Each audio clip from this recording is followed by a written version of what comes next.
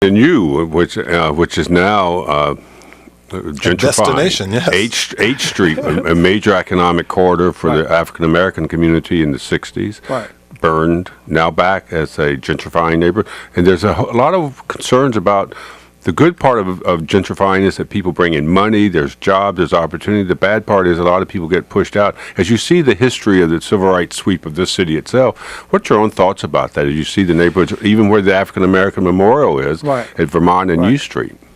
Well, first of all, let me just say we welcome all the new neighbors who want to come in there. People who are willing to risk their money and try to put up their money to try to help reclaim some of these neighborhoods that were in bad shape.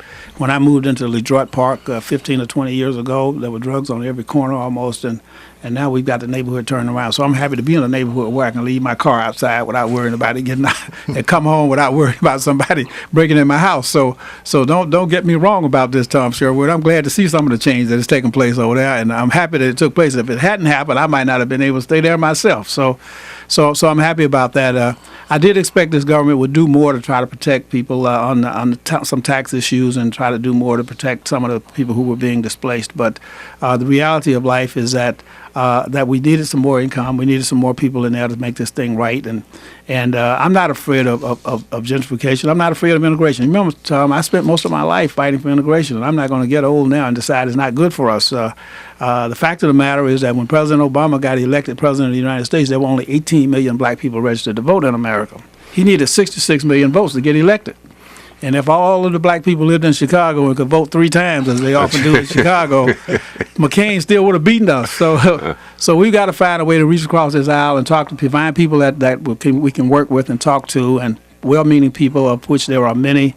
And that's what we got to do to get elected. That's what we got to do to get along here in America. You invested a lot of yourself in the civil rights movement. You were, as I mentioned earlier, part of SNCC, and SNCC was not necessarily Student Nonviolent Coordinating Committee, nicknamed SNCC. It was not necessarily always on the same page with Martin Luther King. A group of people that included a lot of people who wanted to see Dr. King push harder in the civil rights movement. Where did you see him fitting into the movement at that time, and how do you see him fitting into the movement now in hindsight? Well, you know what? Let me answer that in 2 ways. First of all, let me say I saw Dr. King the day before he was killed. I had moved to Washington, as I said earlier, but I was still working in Mississippi, so I was on my way back down there. I happened to be at the airport in Memphis, and he came across the aisle. I didn't even know if he would recognize me because, I was not that high up on the totem pole, and he had won the Nobel Prize by then, was famous all over the world. And but he called out my name, Smith. He didn't remember my first name, but he said, "Smith, I want to talk to you." I came across, and he asked me about coming to Memphis to help him organize what he called the Young Panthers that were throwing rocks and were causing the police to get violent. So right there, you could understand the difference between SNCC and SCLC. Dr. King was representing an older generation of people. They always thought we had greater contact with the younger community because we were younger. And we were so young and brash that we didn't want to be part of his whole organization. So y'all were starting to publicly grouse about him, about being too slow walking preacher. Absolutely, he was. But now, on the other hand, he was much more active and much more aggressive than the NAACP and others. And let me say something else about Dr. King, though. The fact of the matter is, those of us who were in the Deep South knew that anybody who stayed in the South all the time, as Dr. King did, with a high profile like he had, risked his life every single day.